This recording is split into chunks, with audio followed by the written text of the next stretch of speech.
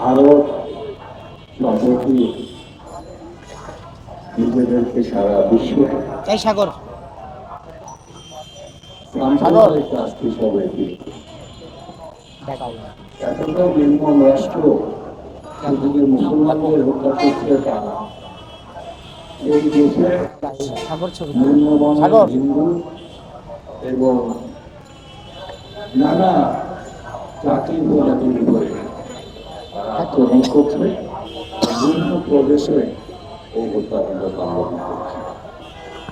আপনারা জানেন, গাজাতে ইসরায়েল ইতিমধ্যে প্রায় 50,000-এর উপর নারী, পুরুষ, শিশু নির্বিচারে হত্যা করে। ইসরায়েলের এই হত্যাকাণ্ডের সঙ্গে ইসরায়েলের বন্ধু রাষ্ট্র ভারতে হত্যাকাণ্ড বাংলাদেশ যখন মুক্তিযুদ্ধ কবলিত ছিল তারা আমাদের বাধা দিয়েছে, তারা মুক্তিযুদ্ধ সহযোগিত সেই জন্য সেই দেশ থেকে সংরক্ষিত দেখা যাচ্ছে। কিন্তু সেই দেশ যখন নির্বিচারে নারী পুরুষ হত্যাকাণ্ডে সংগঠিত হয়, মুসলমানদের নিশ্চিত করার উদ্যোগী হয়, তখন তো সমর্থন করা যায় না, কোনোভাবেই যায় না। ভারতকে আমরা বন্ধু রাষ্ট্র মনে করি, কিন্তু ভারতকে বাংলাদেশকে বন্ধু রাষ্ট্র মনে করে। ভারত যা করছে এটা বাংলাদেশের তারা বন্ধু রাষ্ট্র, এটা বলা খুব খুশি লাগে। বাংলাদেশের লোকেরা, বাংলাদেশের গণহত্যাকারী, বাংলাদেশকে বিচ্ছিন্ন করা মুক্তিযোদ্ধার বিরোধী শক্তি শেখ হাসিনাকে জায়গা দিয়েছে। এরপর ভারত গণতান্ত্রিক রাষ্ট্র এটা দাবি করতে পারে। ভারত এখন একটা ফ্যাসিবাদ, ফ্যাসিস্টকে টাকাতে নিজেরাও যে ফ্যাসিস্ট এটা প্রমাণ করেছে। সেই জন্য আমি বেশি কথা হচ্ছে আপনাদের বলবো না, কিন্তু এতটুকু বলি, আমরা এই ফ্যাসিস্টকে রুখে দিয়েছি, আমাদের দেশে তার জায়গা হয় না, তাকে আমরা তাড়িয়ে দিয়েছি। সেই জীবন বাঁচানোর জন্য বলছে পালিয়ে গেছে, জীবন বাঁচানোর জন্য না, তার আসল ঠিকানাই হচ্ছে ভারত।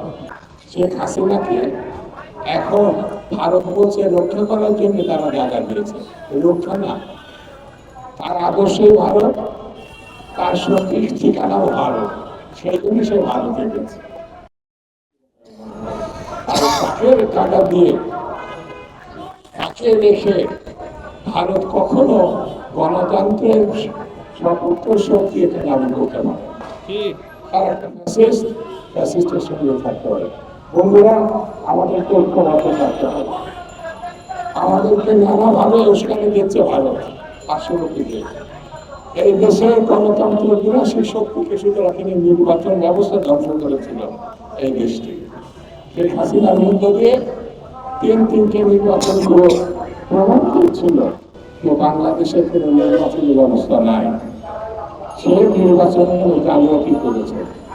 এই নির্বাচন ব্যবস্থা ধ্বংসের মধ্য দিয়ে, গণতন্ত্র ধ্বংসের মধ্য দিয়ে বাংলাদেশটাকে সকল অর্থে ভারতের ইতিহাসে রূপান্তরিত করেছে। হয়তো আরেকটু সময় পেলে লন্ডন মতো বাংলাদেশটাকে ভারতের সঙ্গে যুক্ত করে।